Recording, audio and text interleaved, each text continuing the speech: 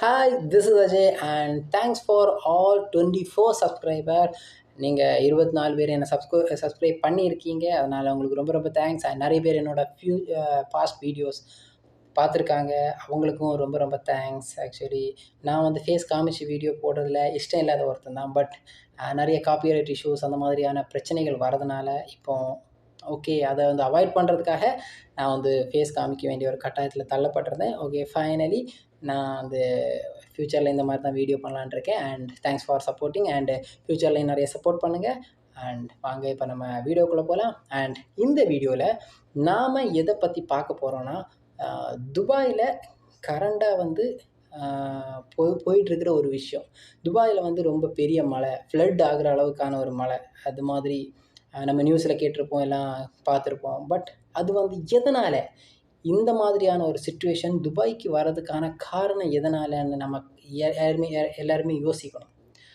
அதை தான் இந்த வீடியோவில் நான் உங்களுக்கு கொஞ்சம் கிளியராக சொல்லலான் இருக்கேன். ஏன்னா இந்த மழையாக இருக்கட்டும், இல்லை வந்து அவங்க பண்ணுற விஷயங்களாக இருக்கட்டும், இதெல்லாமே நேச்சுரலாக ஒரு பாலைவன பூமியில் இவ்வளோ பெரிய மழை பெய்யுமா அப்படின்னு கேட்டால் கண்டிப்பாக நிறைய பேரோட பதில் இல்லை.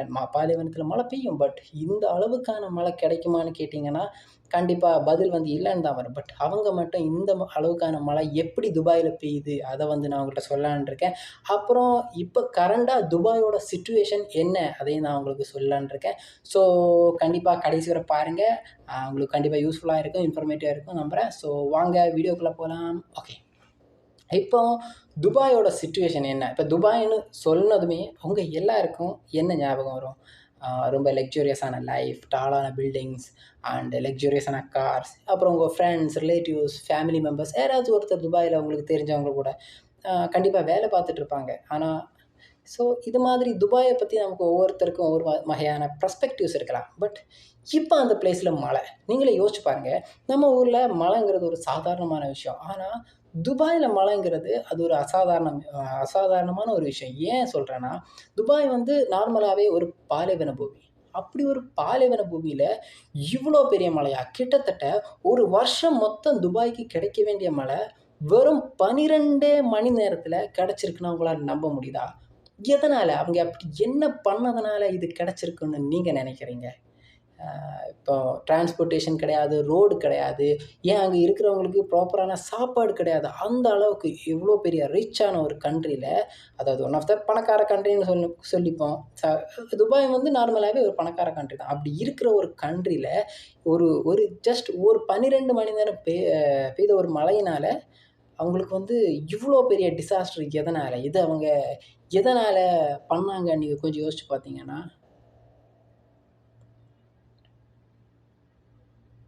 கண்டிப்பாக இது வந்து நேச்சுரலாக நடந்த ஒரு விஷயம் கிடையாது. இதை வந்து துபாயை ஒத்துக்கிட்டு இருக்காங்க. இது வந்து ஆர்டிஃபிஷியலாக அவங்க பண்ணுற ஒரு விஷயம் தான்.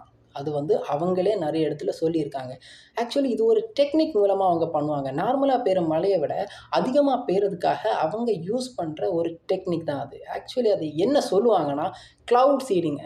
தமிழில் இதுக்கான கரெக்டான அர்த்தம் எனக்கு தெரியல. மேபி இப்படி சொல்லிக்கலாம், மேகத்தில் விதைத்தல், அப்படி ஏதாச்சும் ஒன்று சொல்லிக்கலாம். ஆனால் கரெக்டான அர்த்தம் எனக்கு தெரியாது. நான் வந்து படித்தப்போ இது க்ளவுட் சீடிங் அப்படி தான் இருந்துச்சு. க்ளவுட் சீடிங்னா என்னென்னா, நார்மலாக பெய்கிற மழையை விட 20% 30% அதிகமாக பெய்ய வைக்கிற ஒரு டெக்னிக் தான் க்ளவுட் சீடிங். இது எதுவுமே இல்லைங்க, நான் உங்களுக்கு புரிகிற மாதிரி எக்ஸ்பிளைன் பண்ணுறேன். மழை மேகங்கள் நமக்கு கண்ணுக்கு தெரிஞ்சதுமே துபாய் கவர்மெண்ட் என்ன பண்ணுறாங்கன்னா, மேகத்துக்கு மேலே போய் அதுக்கு மேலே இது ஒரு கிறிஸ்டல் மாதிரியான ஒரு விஷயம். ஆக்சுவலி அது டைப் ஆஃப் சால்ட். அதோட காம்போசிஷன் மொத்தம் எடுத்து பார்த்தீங்கன்னா டைப் ஆஃப் சால்ட். இந்த சால்ட்டை வந்து மேகத்துக்கு மேலே தூவி விட்டுறாங்க. இது என்ன ஆகுதுன்னா, சாதாரணமாக பெய்கிற மழை, சாதாரணமாக கிடைக்கிற மழையை விட அதிகமாக பெய்ய ஆரம்பிக்குது. இதனால் இப்போ அதிகமாக பெஞ்சால் நல்லது தானே அப்படின்னு நம்ம யோசிக்கலாம். ஆனால் நீங்கள் ஒரு விஷயம் யோசிக்கணும், நம்ம ஊர்லேயே மழை பெய்யுது, சிலப்போ அது அளவுக்கு அதிகமாகவே மழை பெய்யுது. அப்போ கூட நமக்கு வந்து வடிகிறதுக்கான ஒரு இடம் இருக்குல்ல. இப்போ வந்து நீங்கள் யோசிச்சு பாருங்கள், நம்ம ஊர்லலாம் குளம், குட்டை, ஆறு அந்த மாதிரி ஒரு சிஸ்டம் இருக்கும். ஸோ இது வந்து தண்ணி வடிஞ்சு போய் கடைசியில் கடலில் சேர்றதுக்கான ஒரு பாத்து இருக்குது. பட் துபாய் வந்து அப்படி கிடையாது. இப்போ நீங்கள் சென்னை மாதிரியான இடத்துல எடுத்து பார்த்தீங்கன்னா, அவங்க வந்து ட்ரைனேஜ் சிஸ்டம் வச்சுருப்பாங்க.